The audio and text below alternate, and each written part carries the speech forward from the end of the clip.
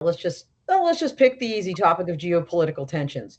That also ties into the requirement to maybe upgrade your system or change your system. And so this idea of interoperability, and cross-domain collaboration is going to continue, I think, to raise its head across 2025.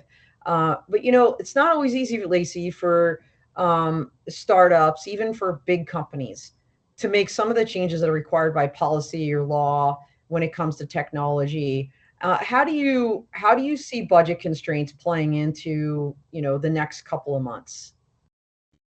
Yeah, so there certainly might be some budget constraints, just as there are some shifts in the economy and shifting in national priorities. So it could limit the funding for some of these autonomous projects, specifically in the non-defense sectors. But autonomous technologies are increasingly viewed as strategic assets.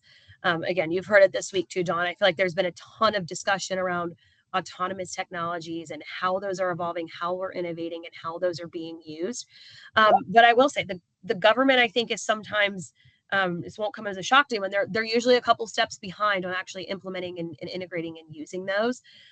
So I think, as priorities change this year and shift, we're going to see some of those things getting implemented and getting used, and again becoming a more important part of the mission. Well, as you said, I think we heard about Replicator last year. Some money was put against that. Autonomy and drones, big topic, and is going to continue to be a topic. Walk us through what we're seeing here on this slide, Lacey. Yeah, of course. So this slide, again, it's a little bit of an eye chart with a lot of words, but a number of things that I think we're going to see. Again, there's a significant amount of funding in the budget that is allocated towards robotics and autonomy and technology. This funding is typically going to, it's going to fuel investments in AI. It's going to fuel investments in just focusing on developing these capabilities, with real-time object detection, adaptive learning.